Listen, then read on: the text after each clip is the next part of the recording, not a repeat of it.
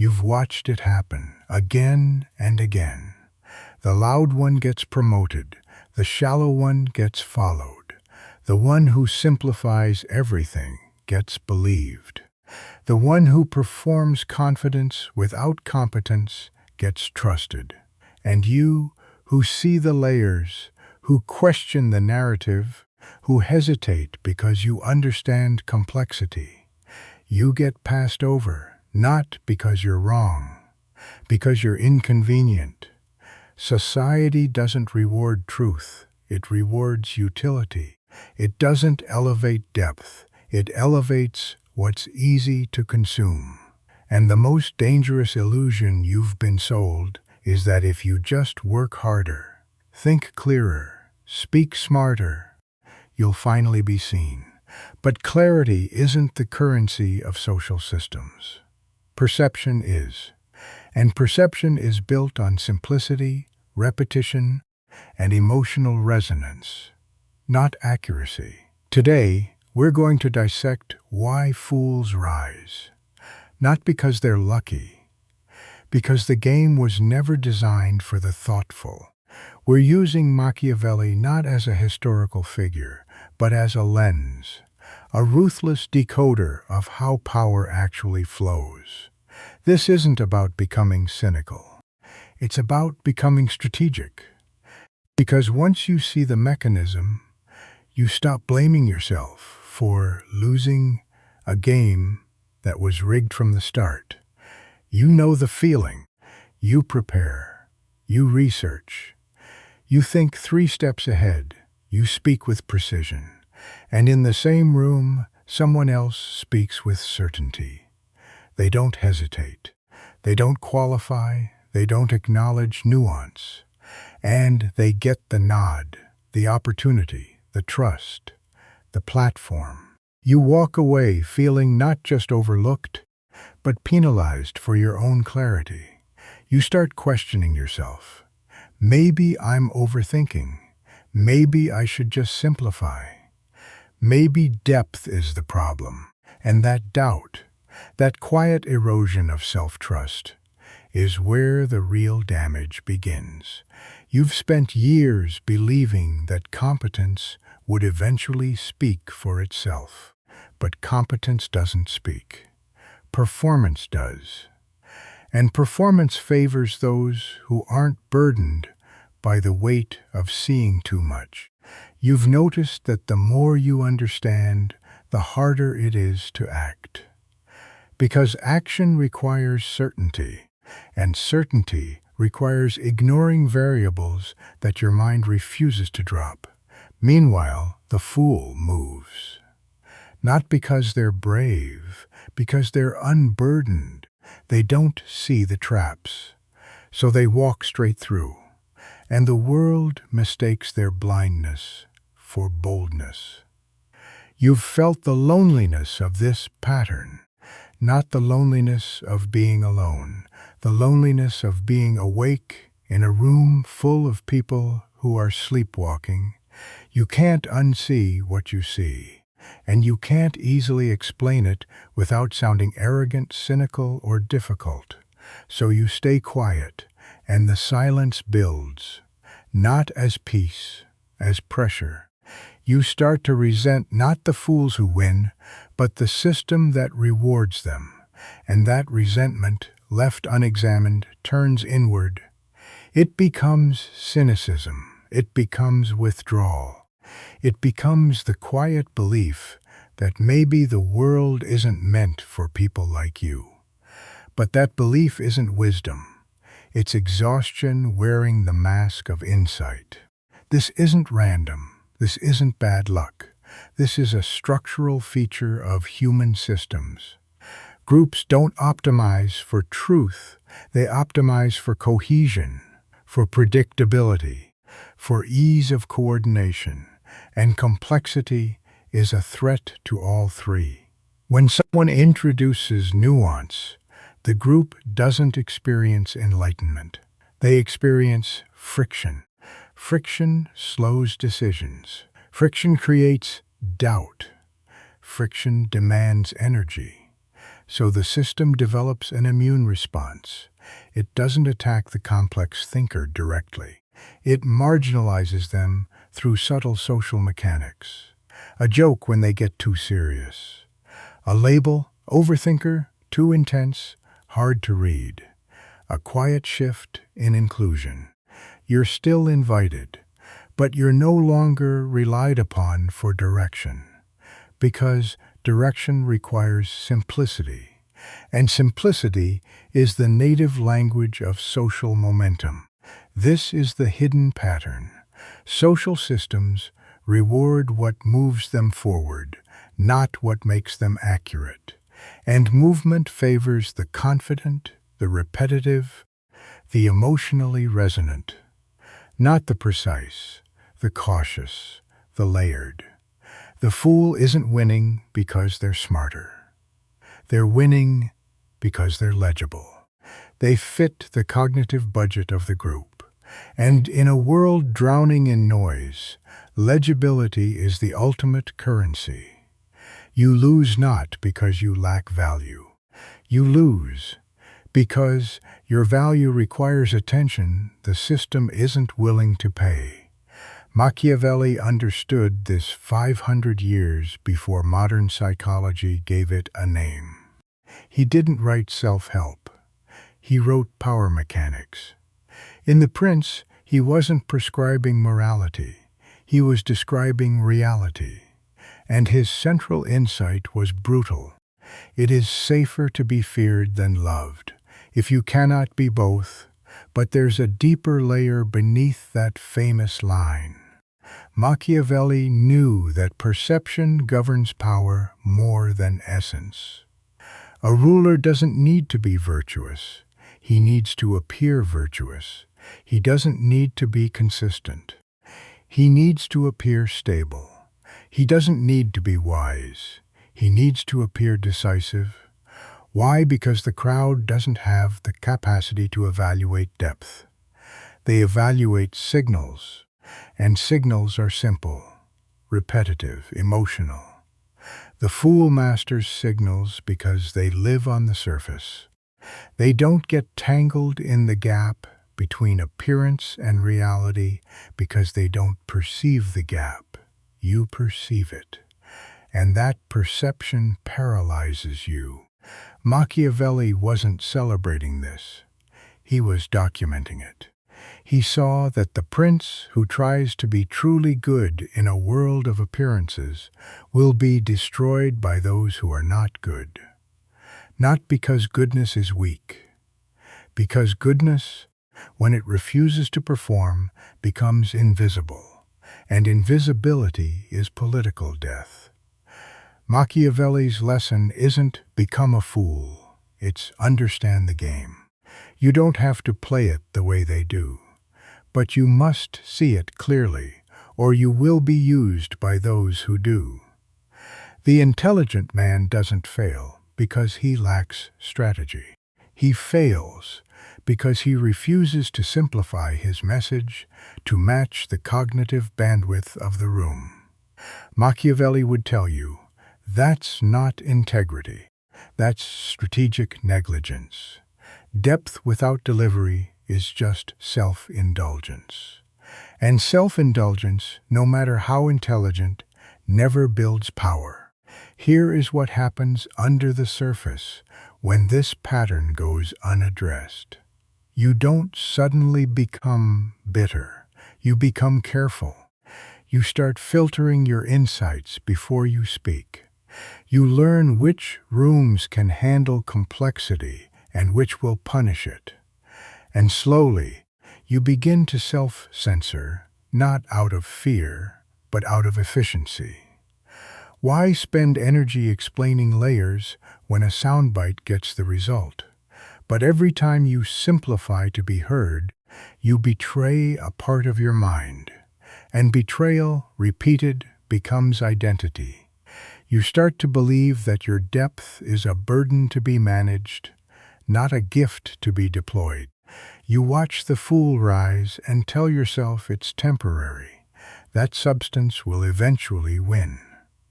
But substance doesn't market itself. Performance does. And while you're waiting for the world to catch up to your clarity, the fool is building momentum. Momentum attracts opportunity. Opportunity compounds. And before you know it, the gap isn't about ideas anymore. It's about influence, resources, platform, leverage. And leverage doesn't care who was right. It cares who moved first. You start to feel not just overlooked, but obsolete. Not because you lack capacity, because you lacked the willingness to perform at the level the system demands. And that realization doesn't bring clarity. It brings grief. Grief for the version of yourself that believed merit would be enough. Grief for the time spent waiting for recognition that was never coming. Grief for the quiet surrender of your edge in the name of being reasonable. But grief, when named, becomes fuel, and fuel, when directed, becomes strategy. The question isn't whether the system is unfair. It is. The question is, what will you do with that knowledge? Will you let it make you cynical, or will you let it make you precise? To understand why fools win, we have to pull the mechanism apart. There are 4 silent engines driving this pattern. They don't announce themselves. They operate as default settings. First, the cognitive economy of groups. Human attention is scarce. Groups conserve it by favoring simple narratives. Complexity requires cognitive labor. Simplicity requires none. So the fool who speaks in absolutes, who repeats slogans, who offers emotional certainty, becomes the path of least resistance. The group doesn't choose them because they're right. They choose them because they're easy. And in a world of overload, easy is mistaken for true. Second, the performance premium. Social systems don't reward competence. They reward the appearance of competence. Confidence is legible. Hesitation is not. Decisiveness is rewarded. Nuance is ignored. The fool performs confidence without the burden of doubt. You carry doubt because you see the variables. But doubt, no matter how rational, reads as weakness in the theater of social perception. And perception, not reality, governs reward. Third, the repetition advantage. Truth is often singular. Noise is infinite. The fool repeats the same simple message across contexts. Repetition builds familiarity. Familiarity builds trust. Trust builds influence. You who adjust your message to fit context, who acknowledge exceptions, who refine your position as you learn, your signal gets diluted. Not because it's wrong, because it's not sticky. And in the attention economy, stickiness beats accuracy every time. Fourth, the emotional resonance multiplier. Humans are not logic engines. We are meaning-making creatures. We follow what makes us feel something. The fool speaks to identity, to tribe, to resentment, to hope. You speak to evidence, to nuance, to trade-offs. One moves the heart, the other engages the mind. And in moments of decision, the heart votes first. The fool wins not by being smarter, but by being more emotionally legible. They don't convince. They resonate. And resonance travels faster than reason. These 4 engines don't operate in isolation. They reinforce each other. Simplicity enables repetition. Repetition builds familiarity.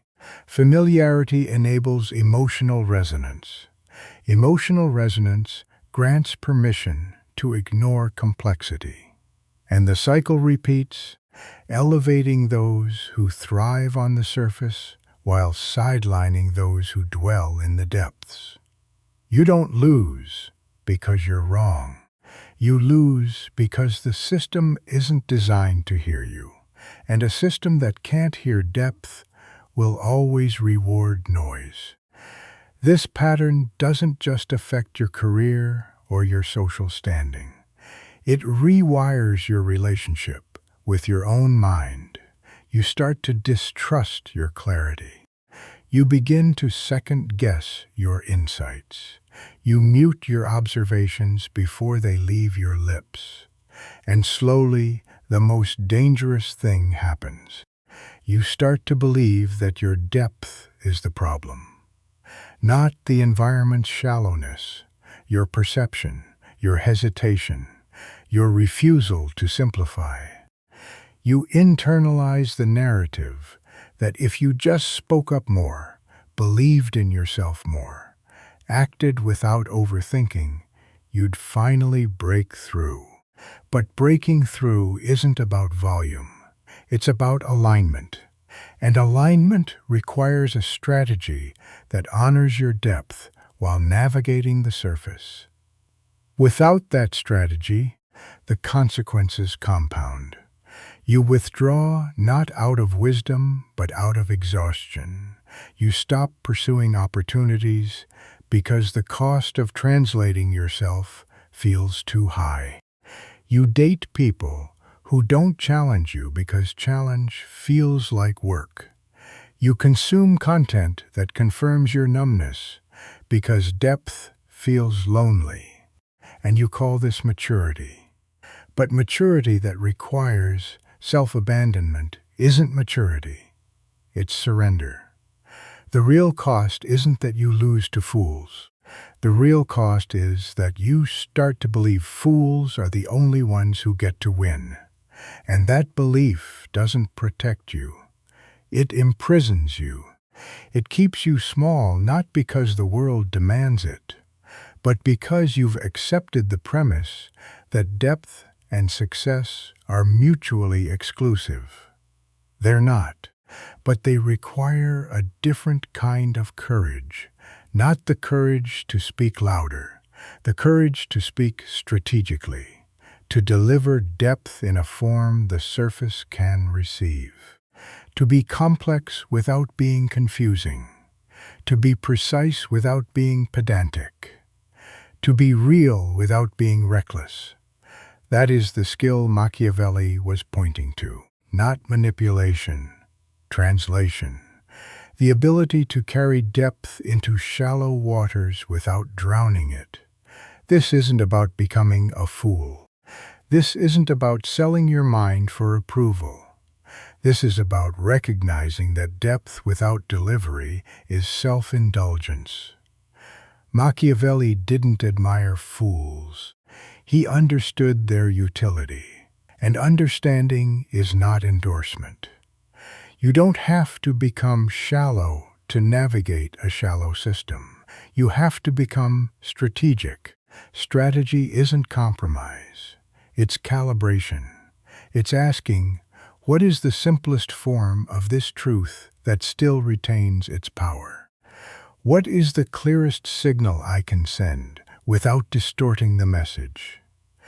How do I make complexity legible without dumbing it down? This isn't about performing for the crowd. It's about delivering value in a language the crowd can receive. The intelligent man doesn't withdraw because he hates people.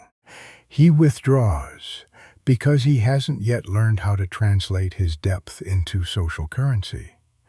But translation is a skill, and skills can be learned. You don't need to shout. You need to aim. You don't need to simplify your mind. You need to sharpen your delivery. Stop waiting for the world to catch up to your clarity. Start learning how to bring your clarity to the world in a form it can use. That doesn't mean betraying your depth. It means respecting it enough to make it effective. Machiavelli's prince wasn't loved because he was good. He was followed because he was useful. Usefulness isn't shallowness. It's relevance. And relevance requires understanding your audience, not to flatter them, but to reach them. You are not too deep for this world. You are just speaking a language it hasn't learned to hear. Learn to translate, not to dilute. To deliver, the fool wins not because the world is stupid, because the world is busy, and busy people follow what's easy to grasp. Your depth isn't a flaw, it's a frequency, and frequencies require the right receiver. Stop broadcasting to everyone. Start aiming at the few who can hear you. Stop resenting the noise. Start mastering the signal. Machiavelli didn't write for the crowd. He wrote for the one who could see the game. That one is you. You don't need to become what you despise. You need to become what you are, more precisely, more strategically, more effectively. The world will always reward the simple, but it will always need the deep. Your job isn't to change the world's appetite. Your job is to serve your truth in a form it can digest, not to shrink, to sharpen, not to perform, to project. The fool rises because he fits the mold. You will rise because you break it, on your terms, in your time, with your clarity intact. Stop waiting for permission. Start building leverage. And when you finally stop apologizing for your depth, you won't need to watch fools win anymore. You'll be too busy building what they can't even see.